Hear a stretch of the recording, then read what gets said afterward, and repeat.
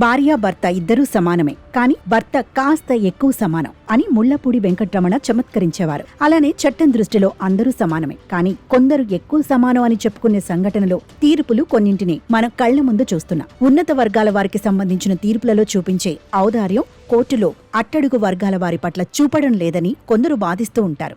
అలాంటి వాదనను బలపరిచే విధంగా తెరకెక్కిన సినిమానే 23. గడచిన 3 దశాబ్దాలలో తెలుగు నేలపై జరిగిన 3 దుర్ఘటనలను కంపేర్ చేస్తూ రాజ్ రాచకొండ ఈ చిత్రాన్ని తీశారు. గతంలో మల్లేశం బయోపిక్ ను తెలుగులోనూ 8mm మెట్రో మూవీని హిందీలోనూ రాజ్ రాచకొండ రూపొందించారు. ఇప్పుడు 1993లో చిలకలూరిపేట బస్సు దహనం సంఘటన నేపథ్యంలో 23 సినిమాను రాజ్ దర్శకత్వంలో స్టూడియో 99 సంస్థ నిర్మించింది. దీనికి వెంకట్ సిద్ధారెడ్డి ఎగ్జిక్యూటివ్ ప్రొడ్యూసర్. దగ్గుబాటి రానాకు చెందిన స్పిరిట్ మీడియా ఈ మూవీని పంపిణీ చేసింది.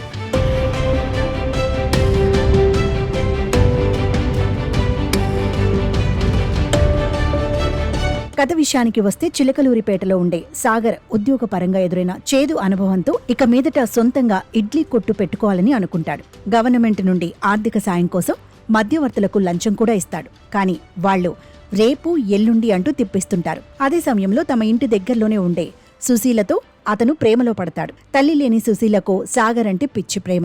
ఎప్పుడెప్పుడు సాగర్తో కొత్త జీవితం ప్రారంభిద్దామా అని ఎదురు చూస్తుంటుంది. వారిద్దరి మధ్య ఏర్పడిన సన్నిహిత బంధం కారణంగా ఆమె గర్భవతి అవుతుంది. పెళ్లి చేసుకోవడం మినహా మరో గత్యంతరం లేదని తెలిసిన సాగర్ తన స్నేహితుడు దాసు చెప్పిన ఓ సలహాను పాటిస్తాడు. హైదరాబాద్ నుండి చిలకలూరిపేట వస్తున్న బస్సును అడ్డగించి అందులో పెట్రోల్ పోసి తగలపెడతామని ప్రయాణికులను బెదిరించి వారి నుండి డబ్బులు గుంజుకోవాలని వీరిద్దరూ ప్లాన్ చేస్తారు.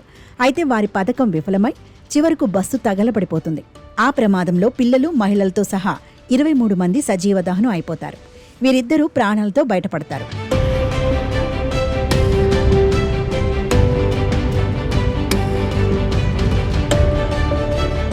నిజానికి అసలు కథ ఇక్కడి నుండే మొదలవుతుంది.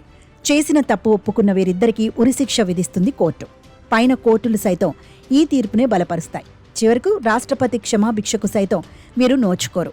అయితే కొన్నేళ్ల తర్వాత తెల్లవారితే వీరిని ఉరితీస్తారనగా ఓ ఊహించని పరిణామంతో అది కాస్త ఆగిపోతుంది. ఉరిశిక్ష నుండి వీరు జీవిత ఖైదీలుగా మారతారు. అప్పట్నుండి ఏళ్ల తరబడి జైలులోనే మగ్గుతూ ఉంటారు. ఇక్కడే ఈ చిత్ర రచయిత రంగావర్జుల భరద్వాజ, దర్శకుడు రాజ్ రాచకొండ ఓ కీలకమైన అంశాన్ని తెరమీదకు తీసుకొచ్చారు. చుండూరు మారణకాండలోనూ, జూబ్లీహిల్స్ కారు బాంబు పేలుళ్లోనూ నేరస్తులుగా శిక్షను అనుభవించిన వారు చట్టంలోని లొసుగుల కారణంగానూ అధికారంలోని వారి మెడలు వంచి జైలు నుండి బయటకు వచ్చేశారని, కానీ చిలకలూరిపేట బస్సు దహనం కేసులోని నేరస్తులు అలా బయటకు రాలేకపోయారని వాపారు. అంటే చట్టం దృష్టిలో అందరూ సమానం కాదని, కొందరికి చట్టం చుట్టమని ఈ సినిమా ద్వారా చెప్పే ప్రయత్నం చేశారు. అయితే 23 మంది సజీవ దహనానికి కారణమైన 2 నేరస్తుల కోణంలోంచి వీరు కథను చూపడంతో ఇదంతా ఏకపక్షంగా సాగిపోయింది. నిజానికి చనిపోయిన 23 మంది వ్యక్తుల కుటుంబ సభ్యులను కదిలించి వారి కథలను సినిమాగా తెరకెక్కిస్తే ఎలా ఉండేదో.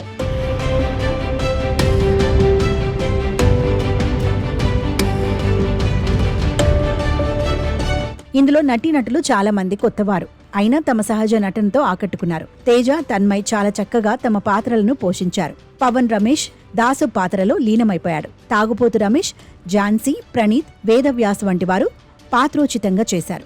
పరిమితమైన బడ్జెట్లో సహజత్వానికి దగ్గరగా సినిమాను తీశారు.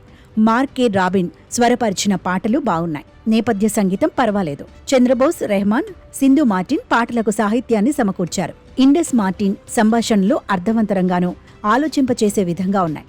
సన్నీ కూరపాటి సినిమాటోగ్రఫీ చక్కగా ఉంది. ఓ మూడ్లో సినిమా చూసినప్పుడు కథకుడు, దర్శకుడి వాదనలో నిజం ఉందనే భావన ఖచ్చితంగా కలుగుతుంది. జైలు జీవితం గడిపే క్రమంలో ఆ 2 నేరస్తులలో వచ్చిన మార్పులకు ప్రేక్షకులలో ఒక రకమైన సానుభూతి కలుగుతుంది.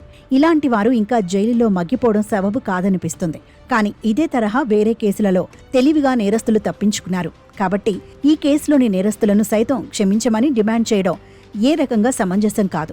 23 మంది అమాయక ప్రాణులను తమ స్వార్థ ప్రయోజనాల కోసం సజీవ దహనం చేసిన వారిని ఏ విధంగా జైలు నుండి తప్పించాలని కోరగలరు? పైగా జైలు నిబంధనల కారణంగా ఇంకా వారు జైలులో ఉన్నారు తప్పితే మరొకటి కాదు. దానికి సామాజిక వర్గాన్ని ముడిపెట్టి చూడటం, కోర్టులు ఆ రకంగానే చూస్తున్నాయని ఆరోపణలు చేయడం సబబుగా అనిపించదు. తెరమీద కనిపించే 2 నేరస్తుల పట్ల మనకు సానుభూతి కలుగుతున్నా మనసు లోపల ఎక్కడో మరి అమాయకంగా అసువులు బాసిన ఆ 23 మంది సంగతి ఏమిటనే ప్రశ్న తొలిచివేస్తుంది.